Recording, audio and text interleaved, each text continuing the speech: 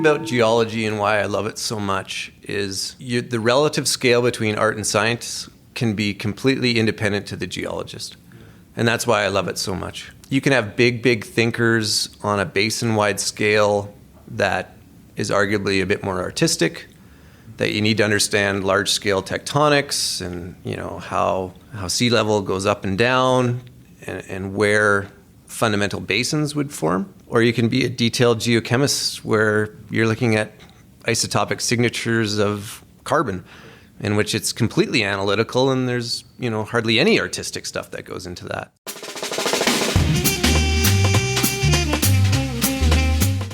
Hello, and welcome to episode number 68 of the Rose Bros podcast. Today's episode, we are joined by Colin Frostad, VP Exploration for Tourmaline Energy, Canada's largest natural gas producer, with a market cap of around $9 billion, annual revenues of approximately $2 billion, and annual production of around 400,000 BOE a day. Colin has served as the Vice President of Exploration for Tourmaline since November 2019, and prior to that was the Exploration Manager and Senior Geologist. Prior to joining Tourmaline, Colin served as a geologist at Duvernay Oil Corp until its acquisition in 2008. Colin holds a Master of Science degree as well as a Bachelor of Science degree in Geology from the University of Calgary. He is a member of the Association of Professional Engineers and Geoscientists of Alberta, as well as the Engineers and Geoscientists Association of British Columbia and the Canadian Society of Petroleum Geologists. We sat down for a smooth cup of Rose Bros coffee and talked about a rock hound's love of geology, creativity in finding hydrocarbons, skin in the game, responsible energy transition, good sci-fi books, and a lot more. Enjoy. Do you watch Formula One racing? I am not a Formula One fan, no. You look almost identical to Mattia Binotto, the F1 Ferrari boss. Has anyone ever told you that? No, I have a doppelganger in Calgary named Brad. So I've had multiple experiences where people have come up to me, asked me, "Hey, Brad, how's it going?" And probably like upwards of 10 times.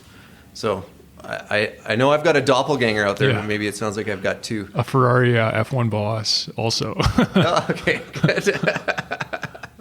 For anyone that does listen to this, Colin Frostad? Frostad. Yeah. You were the VP of Exploration at Tourmaline. Would you view yourself as a rock hound, sort of a artisanal craftsman, or would you view your job more along the lines of the VP role nowadays? That's a good question. It's kind of evolving. I think my love of rocks, for those that know me, obviously my love of rocks will never go away. It still drives my life, really. I still do a lot of independent research on my own, pull papers, try to keep up to speed with what's going on, not only in the petroleum business, but just geosciences as a whole. But certainly as you move into an executive role, obviously the technical component of life wanes. Yep. You need to take on a bit more responsibility in terms of leadership and just guiding the ship, so to speak. So it's been fun. I took over my role in November of 2019. So it's been an interesting kind of year and a half trying to navigate a group through COVID, oil and gas price collapse, and the subsequent rebound. So it's been an interesting year for me in the executive role that I overtook in November. So thrown into the deep end. Thrown into the deep end, yeah. Which I prefer, to tell you the truth. I'm definitely a sink or swim kind of guy. To hop into it with both feet and see what happens for sure. Things are going really well at Tourmaline. Yes, yeah. We're obviously blessed with a great leader in Mike Rose. His ability to adapt and move our company through troubling times has been awesome. We've done a lot. We've done 4 corporate acquisitions now, 5 just recently during COVID, and we've tried to take advantage of the opportunities that were afforded to us. And I think we've done a really good job of that. So Tourmaline is very, very lucky to work at Tourmaline. What makes Tourmaline special, in your opinion? Why Tourmaline? Because there's a lot of oil companies out there, but for some reason, Tourmaline just seems to do so well. I think, people. I think Mike, starting at Mike, we try to hire. A common comment I get with respect to Tourmaline is, it's kind of a closed door shop and not a lot of people know what goes on the inner workings. We're very, very selective on who we hire. And I think, our people are really devoted to the company, and the work ethic is top notch. Mm-hmm. And I understand, a lot of other companies are probably there as well. Yeah. I think now this is extremely biased comment right here, but yeah. I think being led by a geoscientist doesn't hurt Tourmaline. I think we're very focused into what basins we enter as a company, mm-hmm. and ultimately the rock and the land piece associated with that, on securing the appropriate rock and getting the land associated with that is vital to any business, especially, obviously in oil and gas. Hydrocarbons. Yeah. If you don't start with the proper rock, it doesn't matter how good of people you have to bring that to market, you're just not going to achieve that. So I think we've done a very, very good job at the basins that we've targeted, particularly the Deep Basin and Northeast BC Montney. Yeah. Notwithstanding our Charlie Lake oil pool, which, the Charlie Lake, there's been multiple acquisitions on that front as well. But we really target the best rock, and then we obviously have arguably the best people to drive that business too. So you combine those two things and you have a successful entity.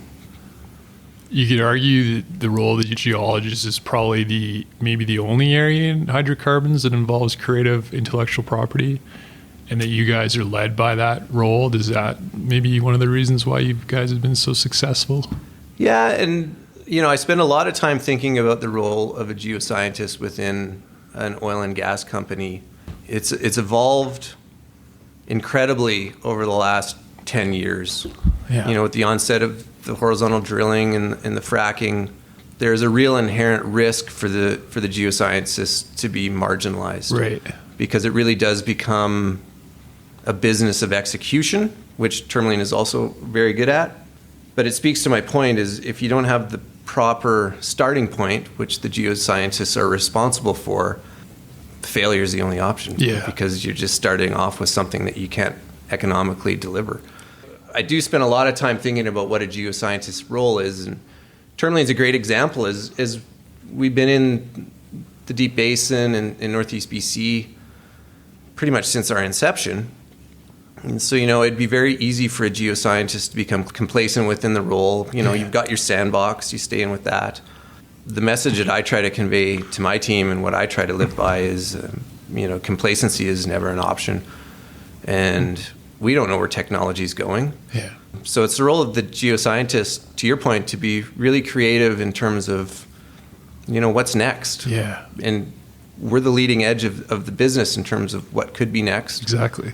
Having said that, the collaboration with the engineering space on the drilling and completion side is absolutely paramount. Mm-hmm. So, the days of old crotchety geoscientists sitting in their office coming up with mega plays and, not bringing those to the light of day until they're complete, I think those are over. It's on the geoscientist, I think, to bring in multiple disciplines very early on in a project to understand the economic viability of it. Yeah. Because it's an economy of scale now. Our business is an economy of scale. Mm-hmm. And so it's on the geoscientist to understand that and how to deliver an economic project. So it seems like Tourmaline is one of the last geo-led, truly exploration-style companies. No, there's a couple out there. Yeah, I wouldn't say we're the last. But there's not many. Yeah, I think Spur is a great example of a company that, just to my point, the Martin Hill stuff has been sitting there for years. Right. It took a collaborative approach with geoscientists and engineers to figure out how to make that an economic oil play. Mm-hmm. So I'm extremely sheltered. I've worked with Mike since I was, in my mid-20s. So to answer your question directly, I wouldn't really know. Yeah.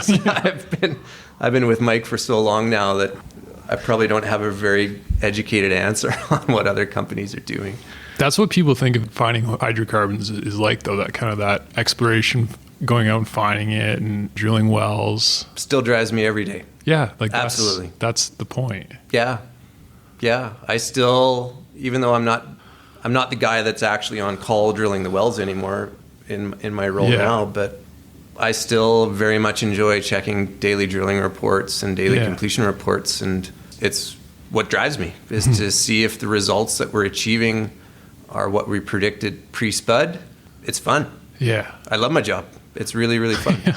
Between art and science, that's kind of the cool thing about geology is there's that mix. How much do you think of each discipline falls into your role? 50-50 or? The beauty about geology and why I love it so much is the relative scale between art and science can be completely independent to the geologist. Really? And that's why I love it so much. You can have big thinkers on a basin-wide scale that is arguably a bit more artistic, that you need to understand large-scale tectonics and, you know, how sea level goes up and down and where fundamental basins would form.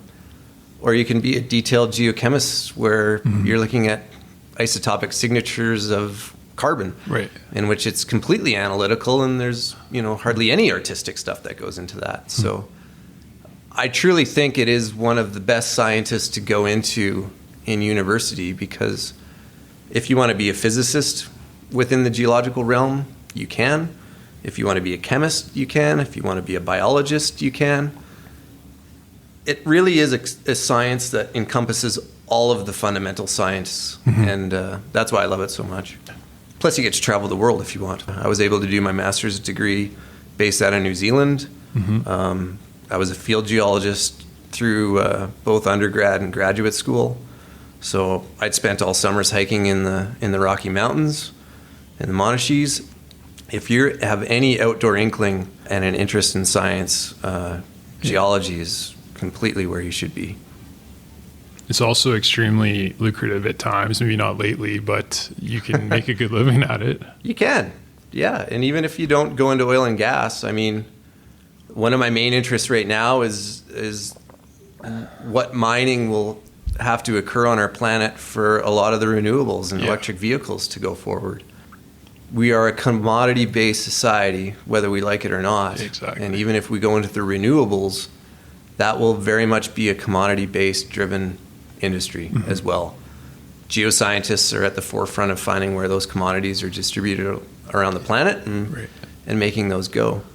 So I think my main concern is, especially within the region of Calgary and in Western Canada, I mean, we've obviously had a good resurgence in the past 6 months here, but we've had a relatively prolonged downturn where a lot of geoscientists have lost their jobs, and it's really concerning to me that we won't backfill some of those jobs with youth because they don't feel it's worthwhile to go into.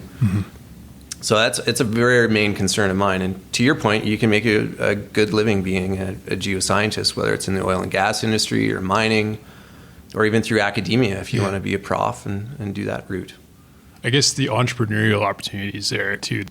Completely. I mean, what's more entrepreneurial than the old gold diggers going to find their riches? I mean, that's geology based. For sure. So that's cool. Yeah. So on the mining side, I mean, there's a lot of stuff within the rare earths, within cobalt. There's a lot of stuff that geologists could lead into the future. And to my point, I'm not aware really of any other science where it's absolutely encouraged to travel the globe to see how different geological formations form. And so if you're an adventurer outside of the entrepreneurial scope, it's a really good space to enter. You started your career at Tourmaline with Mike Rose, probably one of the most successful geologists in Canadian energy. How important do you think he has been to your career development, and what makes him so good? Mike's ability to combine the technical aspect and the financial aspect, in my opinion, is unrivaled. And I think to a degree that's where a lot of Tourmaline's success lies. Mike can easily sit down with me and discuss the inner workings of how hydrothermal dolomite can form, or he can sit down with a private equity guy and go into the nuances of pretty much anything you'd want to discuss. His ability to do that is phenomenal. Bob Yurkovich was also another mentor. He was the VPX at Duvernay Oil and Tourmaline at its onset. Big thinker, not afraid to have big ideas and chase them. Those two geologically have been very, very important for me in my career, for sure. Obviously entrepreneurs, and they also had skin in the game, from what I understand. Yeah. A lot of their own money in these companies. And Yeah, there was a chart, I forget who released it, but there was a chart just released last week or the week prior that kind of highlighted the percentage of the insider ownership relative to production, and Tourmaline certainly stood out like a sore thumb on that, we do have significant ownership at the executive and board level, and certainly Mike's a part of that.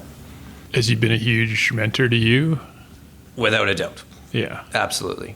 Yeah, completely. I didn't know Mike when I had actually approached Duvernay for a position when I was at Anadarko, Canada, because we drilled a lot of joint wells. I didn't even know Mike at that time. So it was actually funny, because when I went into the meeting for Mike to hire me at Duvernay, I was so naive that I actually think I asked for a higher salary. Right. I think he politely said yes, but in retrospect, that was probably the dumbest thing I've ever done. When you're 22, that's probably pretty common. You're kind of young and stupid at that. Yeah. At some points in that age. That's cool. But no, absolutely. We talked at length about geoscience already in this discussion, but I'm very well aware that I'm extremely lucky to work for a geoscientist as a geoscientist. I'm extremely fortunate in that regard. It's almost like the sharp minds versus the sharp elbows kind of approach in energy. Do you see that a lot, where certain companies are more sharp elbow style? Yeah, we obviously pay attention to what other companies are doing geographically around us. We much prefer just to focus on what we do and not really get distracted with what other companies do in terms of their approach in all aspects of it, whether it's financing or what basins they want to go into. And that's been consistent ever since I've worked at Tourmaline. Is you're better off spending your time worrying about what's happening in your own kitchen than what someone else is cooking in their kitchen. Right. It's, you need to understand it, you need to know it, but we certainly don't waste a lot of our time delving into that too much. Our viewpoint is, if we take care of our own business, then we'll be okay. It's been rough the last few years in energy. Obviously, you guys have done fine, but are there days when you're wondering what the heck you're doing, or is it just a love of the trade and enjoy it no matter what? Certainly love of trade gets you through that. I won't lie. I stopped watching the news probably 3 years ago. For sure. I just can't do it anymore. Well, it seems like Canadian energy gets a real hard rap, right? Extremely. But I think it's turning around now. I think we're starting to advocate for ourselves a little better. I don't think really anybody in the Canadian energy space could have foresaw blowback that we were given. But I see some positive headwinds now where people are really realizing the value of Canadian energy. But there's certainly days where I'm better off not to read the news. It goes back to my further point. You're better off just to buckle down and keep working rather than get distracted by all that stuff. When the pandemic hit, did you guys change things at all, your strategy corporately, or did anything change in that sense? Because it was kind of uncharted territory. I don't think it was the pandemic per se. It was more the price collapse. Keep in mind, Duvernay got sold in 2008 before that price collapse. So we were very, very fortunate to start Tourmaline in a depressed environment as well. So I think we had the experience to realize that, there's times to buy and times to sell.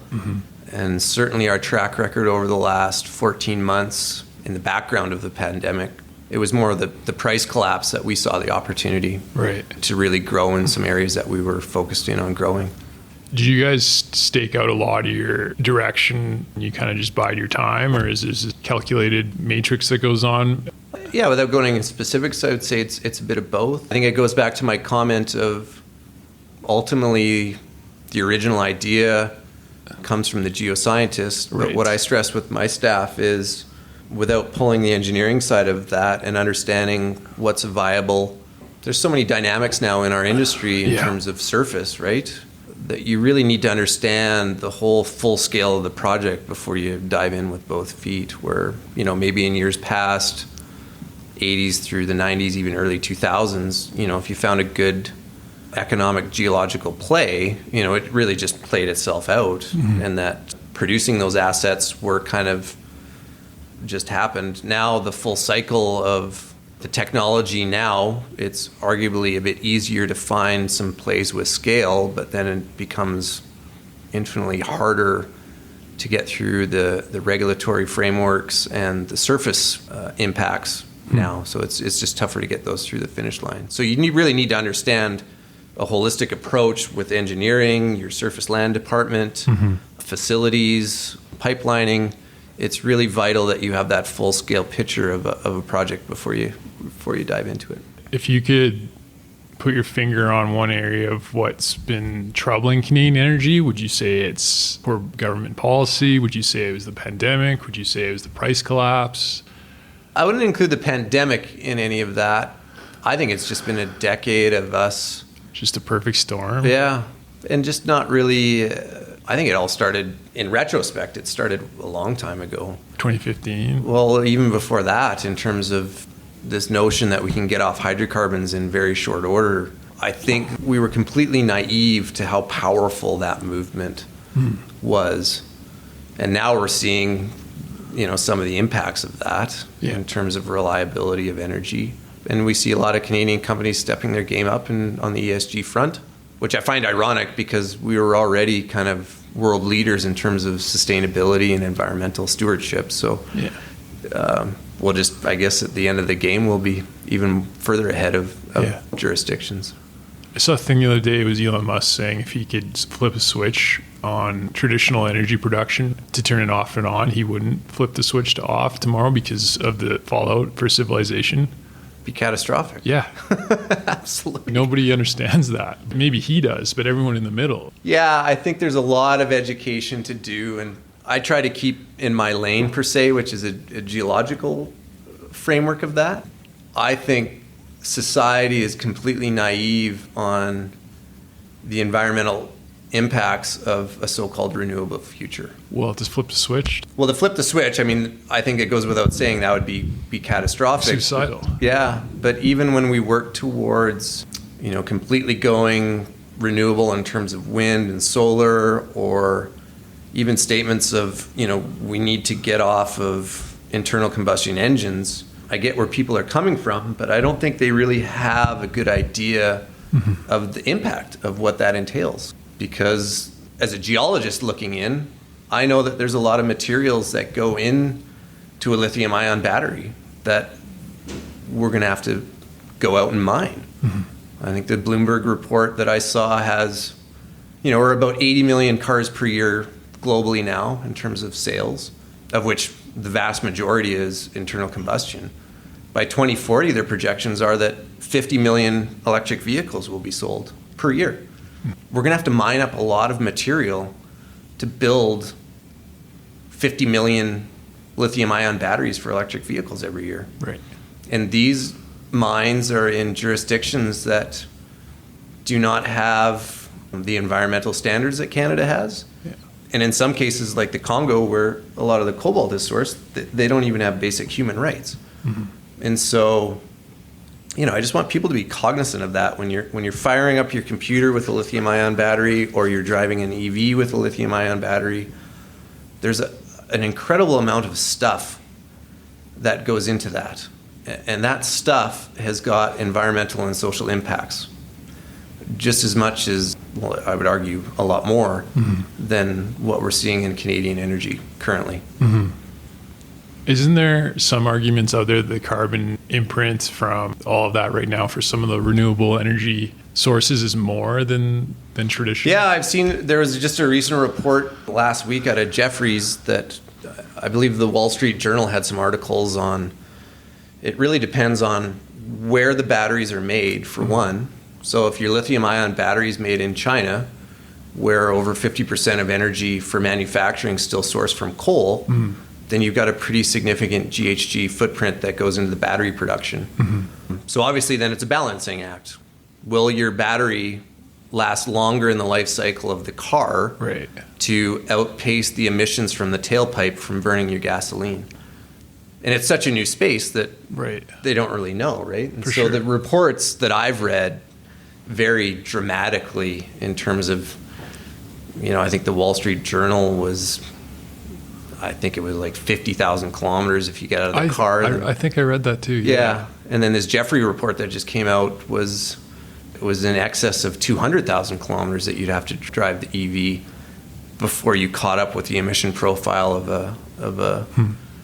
an internal combustion car. Now, obviously, that calculation depends on what kind of internal combustion car you're driving too. If you're ripping around in a Hummer, then obviously that equation's different than if you're driving around in a Toyota Prius. But I think there's this notion in the general public that if we transfer all of our cars to EV, that we'll have this monumental win on GHG reduction, which is not the case. So when you do the full cycle analysis, whether it's the Wall Street Journal numbers or the Jeffries numbers, the actual emissions that you save is actually quite minimal over the life cycle of the vehicles. And so I'm not saying that we shouldn't build EV cars. I'm not saying we shouldn't strive for a renewable future. Further from the truth is we have a global population. We'll need all sources of energy to drive the human race forward. People just need to understand the full cycle impacts of what we're about to endeavor on. That's kind of what I'm more concerned about. As long as the amount of carbon you're putting in the air is less the new way we're going rather than what we're doing, right? That's the idea. Yeah, and it's how much as society are we willing to give up? That's the real question. When you want power and you go flip that switch, the expectation now, to the best of my knowledge, through most of Western civilization, is when you flip that switch, you expect that power to be there. So if that expectation continues, then obviously we are going to need a reliable source of energy for a long, long time. And so obviously as technologies advance, we'll be able to achieve that. But for now, and for my opinion, for a long time, I think natural gas specifically has got a very secure spot in that energy mix. Well, that's one of the cool things about Tourmaline, and the critic would say you're talking your own book, but it's a pretty good transition fuel, right? And that's what's exciting about natural gas. It's huge. Even when we discuss the renewable space, a lot of people don't understand that when we discuss hydrogen, it's basically a discussion on natural gas. Right. 95% of global hydrogen production comes from steam reformation. And that's when you put a natural gas feedstock into a high pressure, high temperature vessel, mix it with water, and then you strip the hydrogen off of the methane molecule. So even when we talk about a hydrogen future, we're really just discussing a natural gas future and then figuring out a way to dispose of the CO2 through sequestration or however we figure out how to do it. Right. So outside of compressed natural gas and LNG and how natural gas can really improve global emissions, there's a whole bunch of different uses that natural gas has got a very vital role in our energy future for sure. There's tons of natural gas out there, though. It's a commodity. Getting back to why Tourmaline's so successful, how do you guys make such a good business out of it? Cost. Low cost. Low cost. We're very loyal. I have my roots primarily in our Northeast BC operations. Right. We've been running the same rig in Northeast BC pretty much for a decade now. We try not to ebb and flow with the cycles.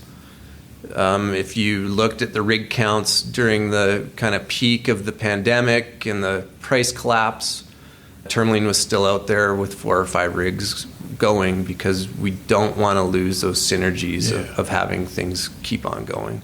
Yeah, we really, really concentrate on cost control. So it's kind of my point. It's got to be a completely integrated approach of A, you got to find the right rock. Yeah. But B, you've got to have the absolute right team to get that to surface, get that to market. And obviously, it's the engineering piece of keeping our costs down, but it's also the marketing side of where we send our gas within the North American markets that we get a really good realized price on our gas as well. Right. I think that's, again, one cool thing about Tourmaline is it's just a really well-run company, or it seems. I mean, again, I'm biased. Yeah, a little biased. But we're talking about geology and Tourmaline, so I've got a very biased opinion on all these. But you're selling a commodity. at the end of the day, and a lot of people would say, Peter Thiel, he would say, don't go into commodity business. Right. You have to be 0 or 1. Elaborate on that. You kind of... So unless you are reinventing the wheel, aka your company or invention goes from something like an incremental improvement, 0 to 1, right, there's no point. But then you see companies like Tourmaline and incredibly successful. So it's obviously there's some middle ground there where execution is important. I would argue execution is hard work and execution. It's tough to substitute hard work and execute. I mean, there's moments in history where make quantum leaps in understanding of things, but really it's people rolling up their sleeves, being proficient at what they do, and having leaders that give them the rope just to run with it. Mm-hmm. And I think that's what Tourmaline's primarily about. Oil and gas is a commodity. They're not reinventing the wheel. Just gets back to that good execution. Yeah, and I think with the oil and gas specifically, I think it'll go back to that global energy mix. Yeah. Population growth is something that we're not going to get away from. And to Musk's comment, I think it's just blatantly obvious that we are not going to be able to transition off of fossil fuels in the timeframes that a lot of people are discussing. I'm extremely optimistic about the natural gas space specifically because I truly do see it as a global fuel to achieve a lot of things in terms of emission reduction, air quality. Mm-hmm. Let's get China and India off of coal. For sure. Natural gas is a very logical step in that, where the technology is completely already in place and the infrastructure is in place too in terms of LNG terminals. To me, it just doesn't seem like there's any clear path in terms of increasing natural gas in the global energy mix to meet our environmental goals. I read somewhere that there's towns in the U.S. trying to ban natural gas energy, like in San Francisco. There's towns in Canada that are trying to ban natural gas. So what do you guys, does that come across your radar? No, that would fall into the category of I don't read the news anymore. Right. I think what people need to understand is the infrastructure is in place.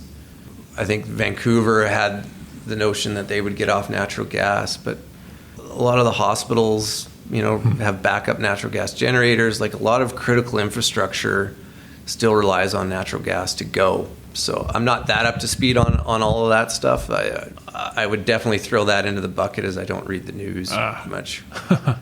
And I think truly the opportunity what I am up to speed on is global energy mix. And I think what we see within Canada specifically and our federal government's goals towards net zero is there's certain jurisdictions within Canada that are going to be hurt from some of those policies, specifically the prairie provinces, because we are not BC or Quebec where we have ample hydro to meet a lot of those goals. So in terms of emission reduction, Alberta's done an amazing job by phasing out the coal and replacing our power gen with natural gas. That's hard to do. Hard to do, yeah. And if you want to see a real example of that, you can look at what the United States has done over the last 10 years. Mm-hmm. And that was Obama that started the aggressive phase out of coal through natural gas. So if you live in parts of North America where the wind doesn't blow, the electrical grid is not suitable to electrify immediately, then we've already got the infrastructure in place to make natural gas a viable energy solution without crippling Joe Blow's energy bill. I think that's what's cool about you guys too, is that you're actually kind of forward thinking in your approach, whereas maybe some people in the energy industry are still thinking, they're not looking forward. You got to kind of meet in the middle and look towards the future, and natural gas is a solution, and we can solve our problems with this commodity. Yeah, again, I probably have a bit of a biased opinion on it, as Tourmaline's Canada's largest natural gas producer. I think it goes back to our comment. I'm much more comfortable just letting other people discuss their business than me discussing their business. Did you ever think you guys would get to number one? No. I'm sure if you asked Mike that question, you'd have a different answer. But when I started Tourmaline pretty much at the inception. I think we had made one deep basin deal prior to me coming aboard. So we might have had, a couple thousand barrels a day equivalent. Mm-hmm. If you told me we would be in excess of 430,000 barrels a day 10 years down the road, I would have never guessed it. Keep in mind, Duvernay was only around 25,000 BOE a day when we sold to Shell, right? So for us to be an order of magnitude times 2 above that, I didn't see that coming at all. So it's been a fun ride, but I would be lying to you if I said I saw that coming. There's no grand scheme behind it all. No, I honestly think it just organically happened. Yeah. Yeah, I honestly believe that. It's just we kind of kept on looking at the opportunities in front of us. Obviously, the quality of our assets now generates a free cash flow that we can start doing other things with our business, which is unique. But no, I think it just organically happened. Are you guys getting into carbon capture too? No, there's no real... Oh, I thought I read you were. I mean, we're certainly investigating it. I think every oil and gas company in Canada is investigating that right now. Like I said, since we're natural gas focused, most of our facilities, if not all our facilities, are relatively new, so we're not classified as heavy emitters. So the carbon capture piece, there was the news release that the big oil sands guys were going to make a hub by Cold Lake. I think that's further up on those players' radar, just because the carbon intensity on that stuff is a lot higher than the carbon intensity that Tourmaline has. The benefit of Tourmaline being natural gas is our carbon intensity per BOE is extremely low relative to our peers in Canada. I'm not an expert, but from what I understand, a lot of the infrastructure that you guys have is well suited for carbon capture too, because of the wells and the... Well, our footprint's pretty large, so it covers... Yeah, carbon capture is a whole other ball of wax. I mean, I'm more interested in carbon capture in terms of how it's all going to be balanced out. The Alberta government's just released some 10-year regulations on it, so it's a lot of things. There's a lot of new things to think about in our space that we're going to have to work through and try to figure out how we navigate. But the carbon capture piece now, it's with the new regs, it's going to be like going to land sale all over again, trying to get carbon capture rights. So it's intriguing how that's going to play out. For sure. The carbon capture is going to have to be a piece of our business going forward. It just clearly. seems like it's easy, almost. It's not easy, but it fits. That's not easy. It's not easy and it's not cheap. Right. I mean, the technology's there. It's just, are we going to be able to do it in an economic fashion? So I'm extremely interested in seeing how Entropy moves forward, how that plays out. It's extremely intriguing. I think it's $50, whatever that number is per ton. You just got to get your costs below that, and then you get the credit back from the government in very simple terms. You probably know it better than me because you talked to Mike about it. But like I said, I try to stay in my own lane in terms of what I can bring to Tourmaline. So we have whole departments that study carbon credits, and I sniff out the good rock and try to bring it to surface, and then they try to stuff it back in the ground. Do you think it's possible to balance the environmental impacts with hydrocarbon future in a sense? Absolutely. Yeah. I would argue we're already doing that. And I think that's the educational part that we need to do a better job at. For sure. I think Canadian oil and gas, and specifically Canadian natural gas, we're doing great things in terms of environmental stewardship that is world leading. And so as Canadians, we need to take pride in what we're doing. Tourmaline's done extensive work on water management, so we pretty much have eliminated fresh water use in all of our BC operations. There's nowhere else in the world that they do that kind of stuff, right? And so as Canadians, we need to take pride of what we're doing. Tourmaline's done extensive work on diesel displacement. So instead of drilling our wells with diesel, we pipe in our own natural gas.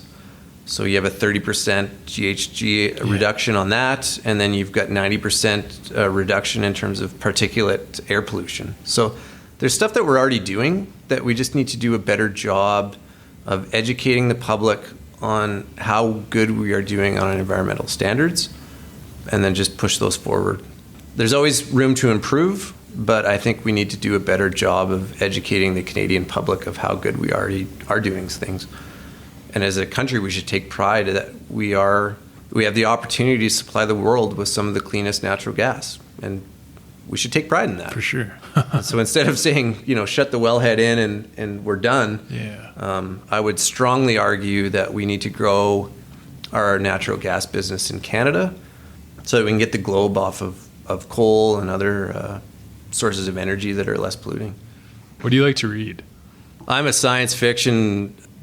I read a lot of science fiction. Okay. Yeah. Did you read Dune? I think I asked you. I'm a big Dune fan. Yes, I've read the whole series Really? of Dune. Yeah. Oh, I asked everyone that. No one has. Oh, no, I'm a science fiction guy. Yeah.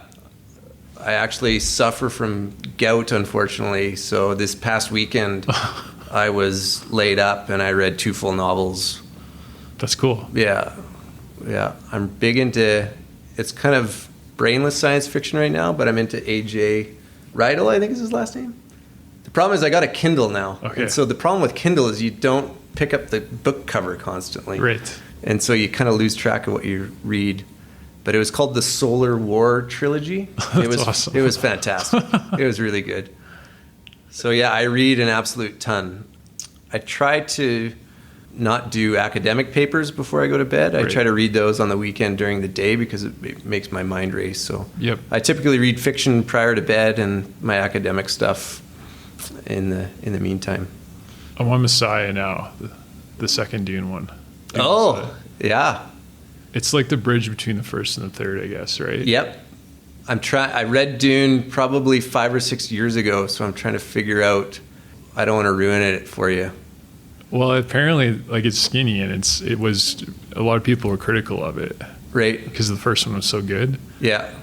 But I guess it's a bridger between the first and the third. What was the third one called again? Do I you don't remember. Okay. I don't have it. Yeah, that was good. The worms. Yeah, the sound. Yeah. Have you read Children of Time? No. Children of Time is by far the best science fiction novel I've read in the last decade. I'd have to look it up. It's a Russian name. Okay. You'll have to Google the title to get the name. But he just released the sequel this past winter. Okay. And it is fantastic stuff. It is really, really, really good.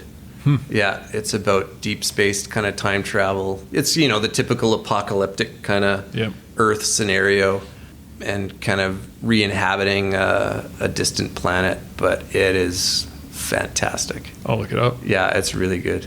Diamond Age. I haven't read Diamond Age. Maybe I'll write that one down. I've got to read that, apparently. Yeah. I felt guilty. I'm actually reading The Handmaid's Tale right now because I hadn't read Is that a good that. one? So as a Canadian, Okay. It's Margaret Atwood, so she's kind of a very influential Canadian author. So I kept on seeing the title on Netflix, and I didn't want to watch it. I have very strict rules that I do. I read the book before the movie comes Yeah, out. for sure. Yeah, so things like The Martian and all that stuff. Yeah, And that I try was a to good instill one. into my kids, but I'm not doing a good job at that. Yeah. And my first lesson in that was, ironically, it pulls back to our original conversation of what got you into geology. Is I read Jurassic Park as a 12-year-old, way ahead of when the movie was released, and that kind of paved my path. So when I watched Jurassic Park, the movie, at a very young age, I realized that the novel is always better than the For sure. than the movie. For sure. Yeah. I'm trying to. Apparently, Dune was the inspiration for Star Wars. Yeah, I wouldn't be surprised because it's kind of, he was. Like the desert planet. Yeah, and and he, correct me if I'm wrong, like he kind of came from royalty and kind of, Yeah. Luke sure. and Darth Vader, and then was outcast, not really knowing he was on Tatooine. Yeah. Dune's fantastic. I heard there was a new Movie coming out on Dune. Because there was a movie they made in the 80s that wasn't that very good. with Sting. Sting was in it? Yeah. Well, that's great. Good. Thanks, man. It was fun. Yeah. We'll wrap it up there. And hey, thanks for listening, everyone. Hopefully you enjoyed the episode. If you liked what you heard, check out rosebros.ca, where we will have upcoming shows. You can also find our coffee and chocolate there, where we plant one tree for every bag or bar sold through our partnership with One Tree Planted, a cool not-for-profit organization focused on global reforestation. Until next time, happy coffee drinking.